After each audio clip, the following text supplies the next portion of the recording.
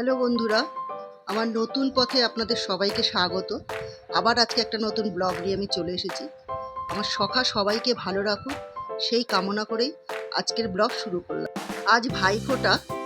এই ভাইফোঁটার থালা সাজানো হয়েছে 5 রকম মিষ্টি, পান, চন্দন, দুব্বো, কাজল, নিম কাটা, কারণ বুকে পিঠে আমাদের নিম আর কাটা ছোঁয়ায় নিম পাতা আর কাটা, যে কোনো কাটা, ফুলের কাটা হোক বা লেবু গাছের কাটা হোক, একটু টাচ করে পেছন দিকে ফেলে দিতে হয় ভাইয়ের মঙ্গল কামনাতে জন্য।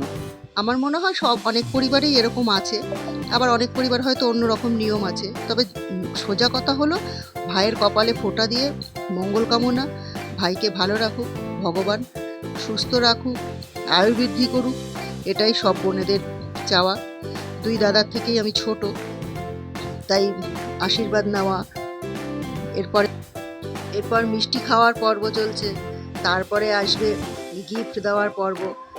এটা হলো আমাদের পরিবার।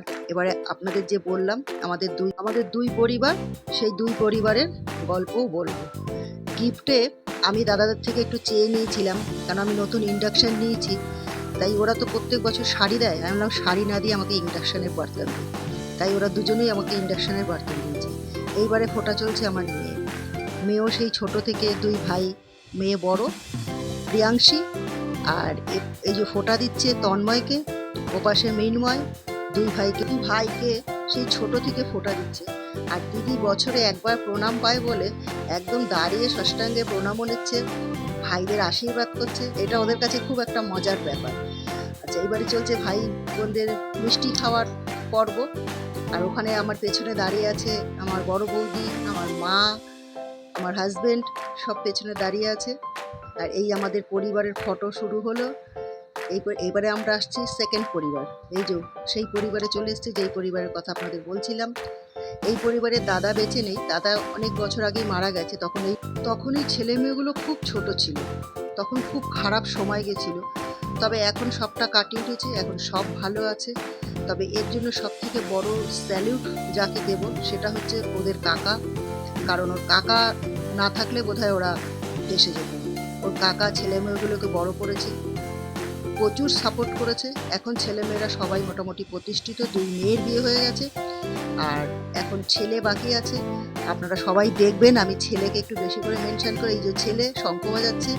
যদি কারোর কোনো চেনা পরিচিতি মেয়ে থাকে একটু বলবেন, কারণ ওর বিয়ে দেবো আমরা সবাই ওর বিয়ে নিয়ে এখন ব্যস্ত হয়ে আছি। এখন এই ভাই বোনদের লেনদেন, হাসি ঠাট্টা, খাওয়া দাওয়া এসব চলছে। এবারে আমার মেয়ের পালা, ও ফোঁটা দিচ্ছে দাদাকে। সেই ছোটোবেলা থেকে দাদাকে ফোঁটা দেয়। আর এই ফোঁটার ফাঁকে আমরা একটু সময় পেয়েছিলাম, তাই সবাই মিলে একটা সুন্দর গ্রুপ ছবি তুলে নিয়েছি। আমাদের ওখানে একটা সুন্দর পুকুর পাড় আছে, ওখানে বাজি পোড়ানো যায় সন্ধ্যেবেলা, তাই সবাই মিলে বাজি পোড়ানো হলো। বাজি পোড়ানোর পর বাড়ি ফেরার পালা। আপনাদের যদি আমার ভিডিও ভালো লেগে থাকে একটু সাবস্ক্রাইব করে দেবেন, লাইক কমেন্ট করবেন, আর ভুল হলে সেটাও বলবেন, আমি শুধরে নেব। সবাই ভালো থাকবেন, দেখা হচ্ছে পরের একটি ভিডিওতে।